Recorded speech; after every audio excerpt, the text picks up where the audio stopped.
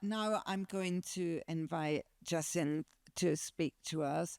And I love the fact that she's a campaigner about ageism before getting old. I campaign about ageism, but I didn't start till I was at least 65. And I think it's great that you've got in there early so you can campaign for decades and have the likelihood you might get somewhere before you die. So over to you, Jason. Oh, I just kind of taken the first bit of my talk away from me there. Hi, everyone. I'm Jacynth. Thank you very much for having me today. So, yes, I am an anti-ageism advocate, activist, whatever word you prefer to use, and I'm the founder and CEO of Ageism is Never in Style and The Bias Cut. So, yes, let's address the elephant in the room. I am a bit younger than you might expect somebody working in this space to be, as I get asked quite regularly, why at your age do you care about ageism? Or more bluntly, why do you even care?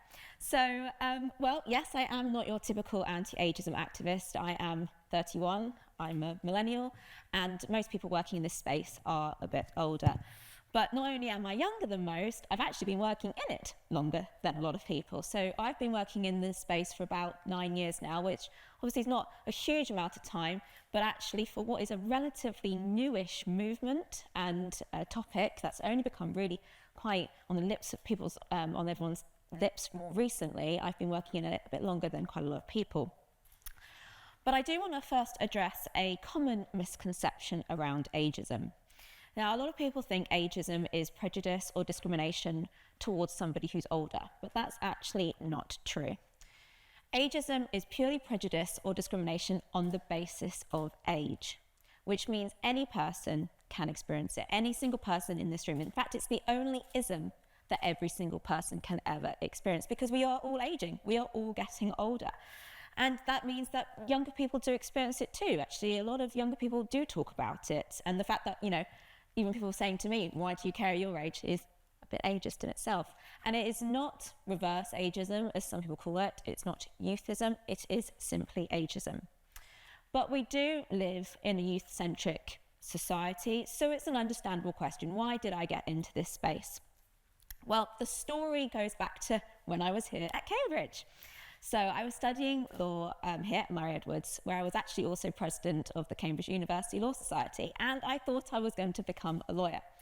But quite early on, I realised as much as I found law interesting, it wasn't really my passion. And as Dorothy correctly said earlier, as a lot of women say, I'm a stressed and anxious person. And I realised if I'm going to be stressed and anxious about what I'm going to do, because I will be stressed and anxious about whatever I do, it might as well be something that I'm interested in and really passionate about. And that's when I started thinking about my mum. And I had quite literally a light bulb moment because I was sitting under a light bulb in my ex was studying law as well at Downing, and he was snoring one night. It was 2012. And it was during exam term, and I couldn't sleep. And I can't deal with snorers, sorry to my partner. He knows I can't deal with snoring people. And so I took myself off to the bathroom.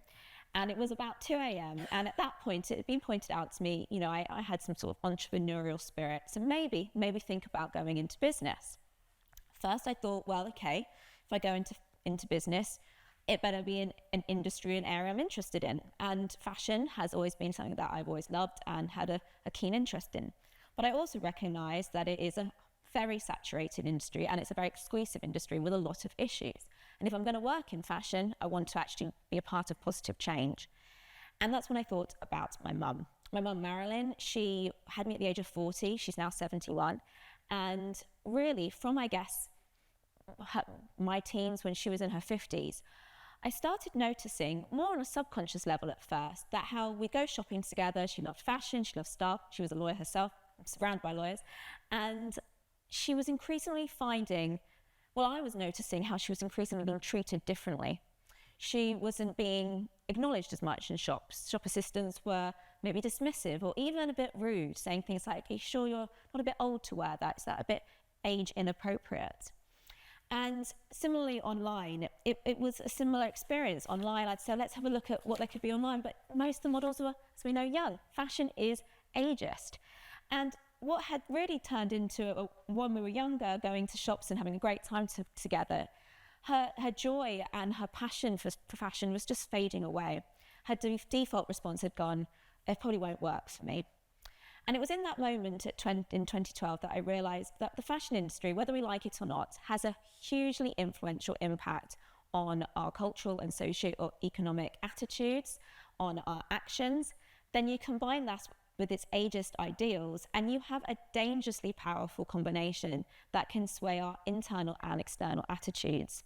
And that's when I wanted to do something about it. I wanted to disrupt fashion, and with that, society's perception of age, and pioneer a new age-inclusive approach that really championed everyone at every age. And I wanted to create a space that valued my mum, valued women, valued everyone as they got older. So as soon as I graduated, I did finish the degree, and I started embarking on lots of thorough market research. I spoke to many, many different women, many of my mum's peers, and I found, her experience was not uncommon. Many women felt the same way. I think one of the best stories that, well, it's not a very nice story, but I think it encapsulates pretty much the experience of so many women was, this was probably about 2000 and I think it was 14, 15. I went to an event hosted by one of the biggest fashion magazines in the world. It was a public event, open to everyone. And it had lots of lectures, but it also had pop-ups, talks. It was a really big event. Even Naomi Campbell, for example, was there. And I was in the queue, and the reality was the vast majority of people who were there were younger. But I was in the queue for a pop-up. I think it was a little makeover thing. And I started speaking to a woman behind me. And she said to me, so I'm 60 and I've come here because I love fashion and style. And a member of staff has come up to me and said, what are you doing here? This isn't for you. You don't belong here. And I think that just encapsulates how many women have felt that way, and men, but women in particular. So it began, my first step was to start a business called The Bias Cut, which is the first age-inclusive boutique. And I launched that, actually, it will be 8 years tomorrow that we launched. It's the birthday tomorrow. And thank you. Oh, thank you. I'm not expecting that, but thank you. And the idea was to create a space that really championed age inclusivity, whilst particularly pioneering style for women as they got older.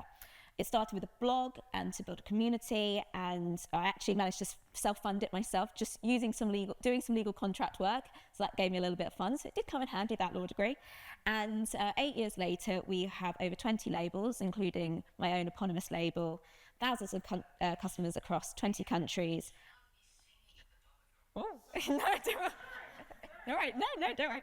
And thousands of customers and celebrity fans, people like Prue Leith, Tamsin Outwaite, Lisa Snowdon, to name a few.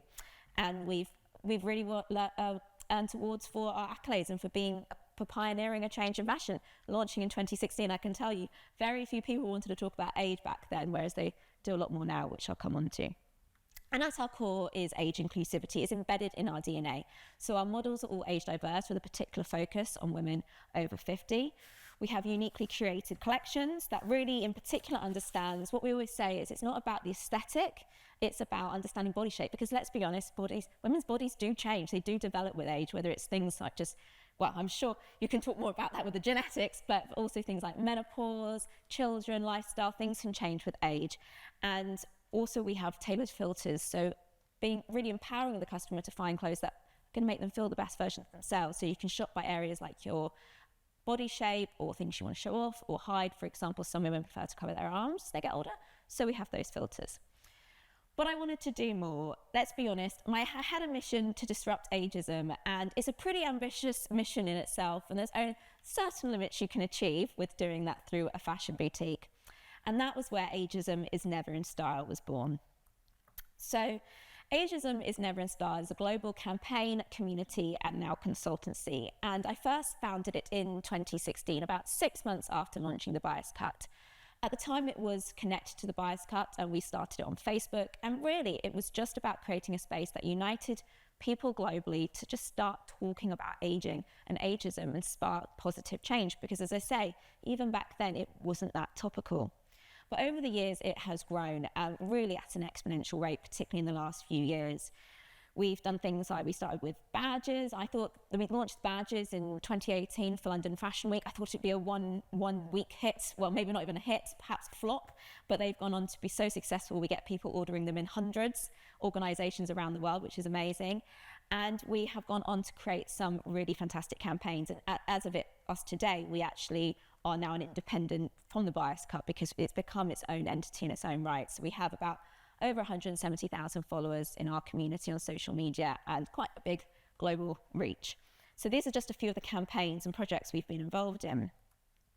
So last year in 2023, we partnered with the charity Centre for Aging Better to create a series of stock images to improve representation of women over the age of 50. So Centre for Aging Better is a charity here in the UK, and they have what they call an age positive image library, which features people over the age of 50. That these are free images. They're also available on the stock website Unsplash, and they can be downloaded and used globally. But most of their images are quite third sector focused, and they came to us at Ageism as Never in Style to create a slightly more editorial style of imagery. And we started with a big survey, and then we went on to create a series of 50 images featuring 6 different women who applied through an open casting call. We had over 250 applicants actually to apply for it. And this is just a few selections of the images. And the images themselves have gone on to, the last time I checked, which I think was around December, they've had 7 million views and about 60,000 downloads. And actually I see these pictures popping up quite regularly. I saw them the other day, so it's quite exciting seeing them. The next big campaign that we did was I Look My Age, which was on social media in the summer. And the whole concept behind I Look My Age was to disrupt this sort of distorted, narrow-minded, warped perception that we all have ingrained within us, because we are all biased and we all do have ageist attitudes within us, which I'll come on to shortly. But we also have this idea of what does it mean to look a certain age? You know, that phrase, or you look good for your age, as if it's a caveat. Or, you know, you look younger than you are, or you look older than you are. Like, what does it mean to look young or older than you are? You just look like you because that's your version of your age. I can look 31, but you can be 31 and look completely different. Same being 65. It's about celebrating that individuality and diversity with aging. And it was a social media campaign. It was completely organic. There was no paid for elements to it. And it was just incredible. It launched it was June. I was on holiday in Greece. Probably not the best time to have launched a social media campaign. Apologies again to my partner who had to deal with me. My phone was blowing up, but it was pretty amazing. And we had about when things go viral, there's a limit to how much you can count, but we counted 45 million views and had thousands of people take part globally. Celebrities, again, like Prue Leith took part, and Julie Graham, a great actress, took part, and it's just amazing. It trended for about 3 months. And every time it almost started to peter, it picked up again. So it went viral in France in around September, I think it was, and we were featured in Le Monde. We've been in Washington Post. It was just incredible. And it's actually gone on to inspire other projects and other campaigns, which has been really wonderful. And it still goes today. I still see people taking part in I Look My Age, which is fantastic. And then on International Women's Day in 2021, so 3 years ago, we launched our first major campaign called Strike Out Ageism. And the concepts behind this campaign, it seems like the way that it's gone through has slightly affected the graphics, but you can work, that did say invisible, but it seems like the way that it's maybe gone through from my document to being sent here and the senior, it was a little bit more elegant than some of the random words, but anyway, you get the point, hopefully. Was to basically transform phrases that have ageist and stereotypically ageist undertones and actually look at issues of gendered ageism, which I'll come on to. So the one like grandma, that was an interesting one because, you know, that was controversial when we launched it. Why did we strike out the grandma? Well, what we were actually talking about was the way in which the media often describes an older woman as a grandma or granny or similar, regardless of context. So you might see quite often an article that says something like, Insta granny celebrates, you know, blah, blah, blah, blah, blah. And I know a lot of these women, a lot of the influencers are like, I'm not even a grandma. Why do they call me that? And so it's actually quite lazy, it's quite patronizing, and so that was the purpose behind it. But what was really interesting is when we launched it was successful, but every year since it's gained more and more traction. And I think that speaks to the fact that the message is actually resonating with more people because ageism awareness is growing. We also launched through the Buyers Cut a collection of fashion pieces and accessories that were inspired by the campaign, and with 20% of proceeds being donated to the charity Wellbeing of Women. And then we've done other campaigns, like we did one in summer of 22 called They Say We Say, where we called out, this was about the fact that, again, talking about, ageism is no longer a problem. No. People would say, this is something that's been said to me recently. They said, I'm too old to do this, or I can't retrain, or I can't go to study this, or I can't wear that. We say ageism is never in style, and that had about 3 million views, which was still great. And we've also partnered, and we continue to partner, particularly through our consultancy, with lots of different companies, organisations and charities. And what's been really exciting is, since we're now really focusing on that consultancy piece, more and more businesses in a huge range in different organisations in different sectors are really coming to us because they want to improve. They want to change, whether it's a beauty brand going, we don't want to talk about anti-age anymore. We've realised there's a problem here, and we're actively working with them to make a difference there in that internal piece and educational piece. So that's really exciting. But the reality is, if you had told me even 15 years ago, I probably would have asked the same question, the same ageist question, Jacynth, why do you become interested in ageism? But these days, I think the more I've been working in it, the more I've realised just how important it is actually for all of us to care about ageism. I've unintentionally become an activist, but I've actually come to appreciate more and more how much it's important for all ages to be engaging with it, young and older. And here's just a few key stats about how much ageism affects all of us and the implications. So 6.3 million people attribute their ageism as the reason for having depression. 1 in 2 people hold heavily ageist attitudes. And research from Becca Levy at the University of Yale recently found that actually having a positive attitude towards life, and aging rather, can actually extend your life expectancy by 7.5 years, i.e. if you have a negative, that's not so great. And ageism also increases risky health behaviours such as drinking excessively, smoking, and just reduces quality of life. It's also very costly. For example, in the US alone, ageism has led to excess costs of $63 billion. So there are a lot of reasons why we need to be tackling ageism. In particular, one of the things that I'm very passionate about is bringing younger voices into the movement, because, as I said at the beginning, the vast majority of people in this space are older, which is absolutely necessary, absolutely brilliant. But I do believe we need to be bringing all ages into it. From as young as the age of 4, we internalise ageist attitudes. And one of the things that is deeply concerning, and I'm sure some of you will have seen it, is just how much younger and younger women in particular are feeling the pressure to use things like retinol, anti-aging creams, even have Botox from as young as the age of 3. I'm sorry, not 3, younger than 3, but like 8. 8's still pretty bad.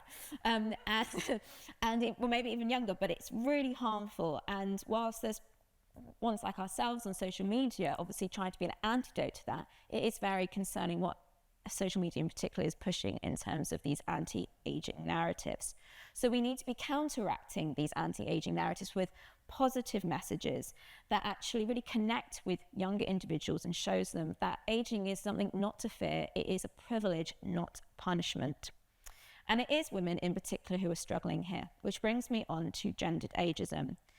So gendered ageism is the intersectionality between ageism and sexism. As I said at the beginning, ageism is the only ism that every single person can experience. We know men can go through it, and they do experience it, particularly as they get older. But because of the patriarchal society that we do live in, the sexist society we live in, women do face unique challenges when it comes to aging and biases. And it is something that we do need to understand, these issues of intersectionality, to be able to get to the root of the problems. So to clarify, when I talk about gendered ageism, most of the experiences that I'm going to discuss are those experienced by those who are cisgendered women, but those who are non-binary, trans or intersex might also find that these experiences relate to them. So from the workplace to healthcare to our home lives, gendered ageism means that women are constantly being assessed on their value because of their age and their perceived looks and biological clock. Menopause, women are subjected to it constantly.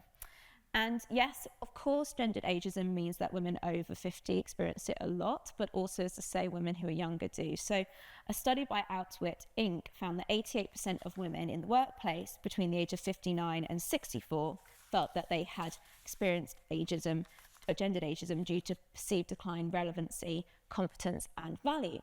But equally, 77% of women under the age of 35 felt they experienced it too because they were perceived to look too young.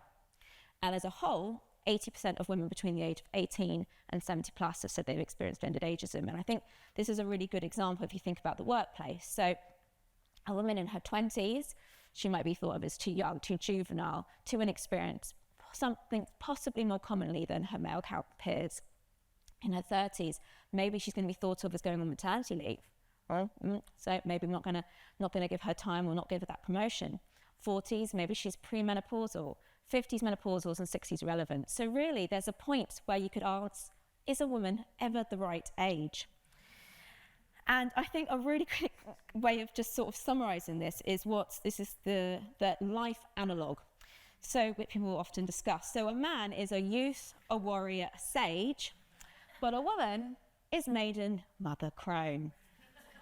So I think that is a really great way of just sort of summarising just this experience of gendered ageism that so many women go through. And it is because of this point of intersectionality between ageism and sexism that ageism is never in style is particularly female-centric. We do get people saying, why don't you feature men more? And as we always say, we welcome men. We welcome men into the conversation. They're our allies. We need you in this space. But we do feel it's very important to understand these unique and individual challenges that women face. And I think as a whole, we need to be looking at issues of intersectionality far more when it comes to ageism, whether that be in terms of ethnicity or race. It could be in class, it could be in terms of ableism and disability. These are all key areas that need to be understood in a bigger way. And I think we're seeing that a lot at the moment in America, for example, with the election going on with Joe Biden and potentially Trump. Let's hope not. But you know, the ageism is becoming particularly topical, but a lot of people are conflicting that with ableism.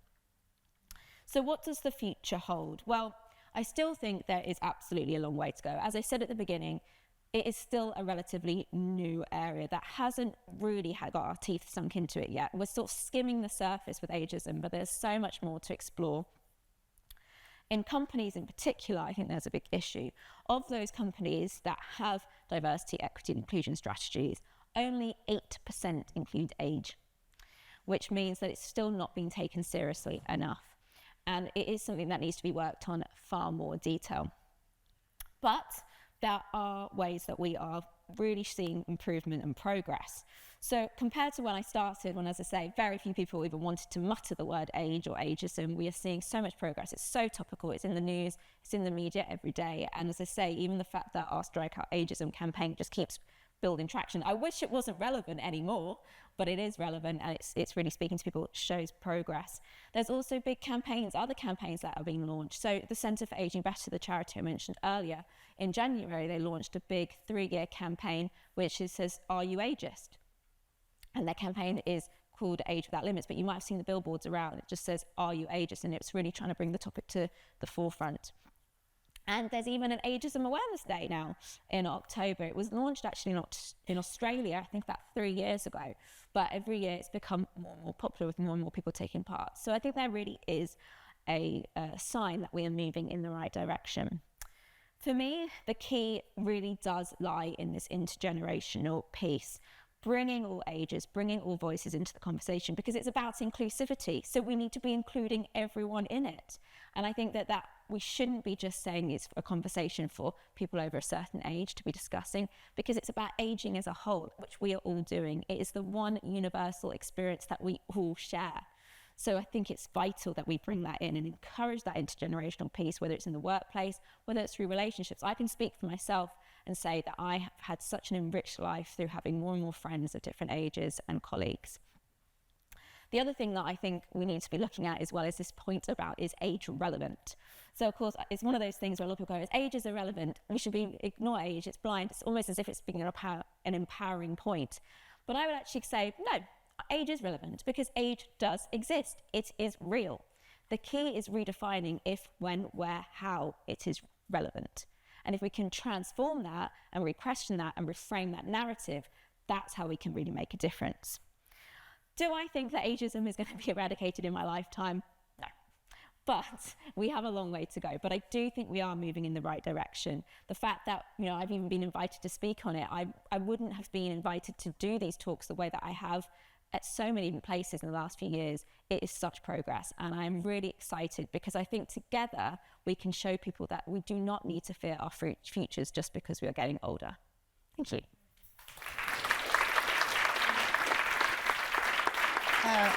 Thank you. Thank you very much. And we've got time for a couple of questions. Hi, it was a great talk. Thank you. Thank you. I'm one of the older people who are also in your industry. Oh, brilliant. Yeah, and I just wanted to endorse, well, everything that you say, but in particular about how ageist views are internalized so very, very young. Right. And I actually take photographs of sports men and women in their 60s, 70s, 80s and 90s who are still competing on the world stage. Amazing. And I've discovered that younger people and even primary school children, they're absolutely fascinated. Yeah. And they are so ready to have their preconceptions changed.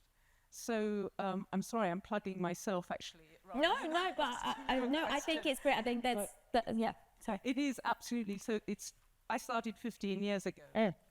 And no one was interested. And as you say, we're all becoming an army now, linking up. And it's just terrific.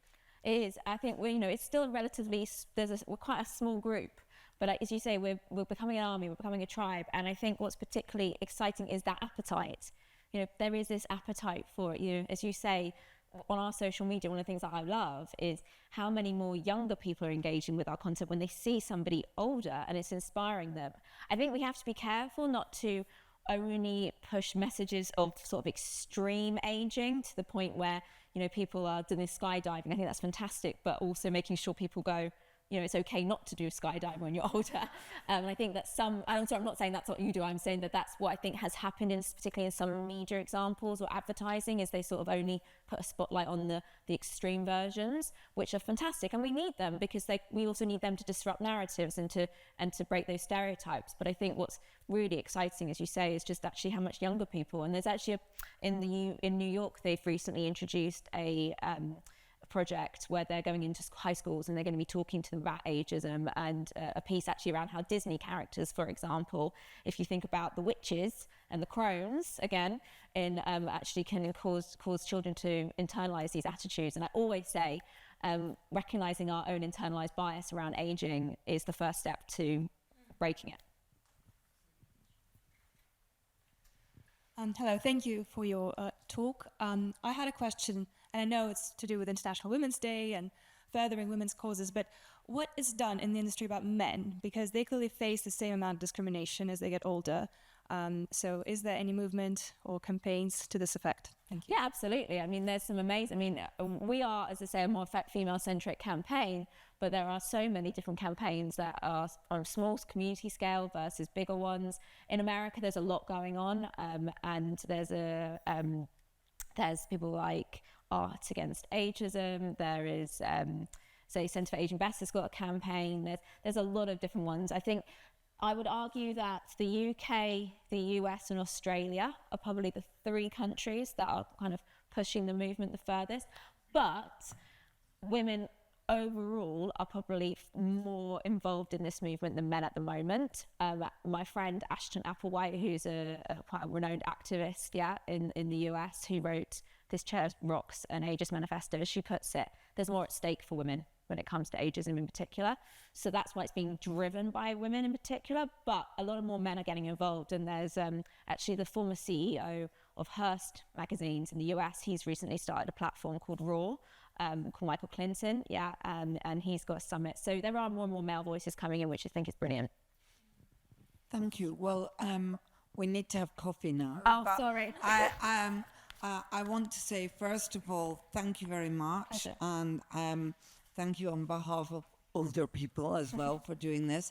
I have made a film for Channel 4 about employment and age that had a lot in it about men. But what I should say to you is that this college gave me this job when I was 69 and a half, and the retirement age was 70. They didn't actually tell me the retirement age was 70. I think some of you know, I've said it before, I discovered it I was bored in a committee meeting, and I started reading the ordinances and statutes and went, hang on a minute, you never told me They didn't tell this. me that bit. And they had to go to the Queen in Council to get the statute changed, and now I can be here forever. Excellent. There is no age limit. And longevity movement, that's Yeah, where we're and going. I'm currently the third oldest head of house, but the one next door is leaving, and then there's just Sally Davis, and if I knock her off, I'll be the oldest head of house here. But already, quite often in meetings at the university, when someone's droning on, I say, speaking with the wisdom of age. Yes, exactly. It's the Anyway, positive, so not negative. I thought that was absolutely thrilling. Thank you very much, Jacynth.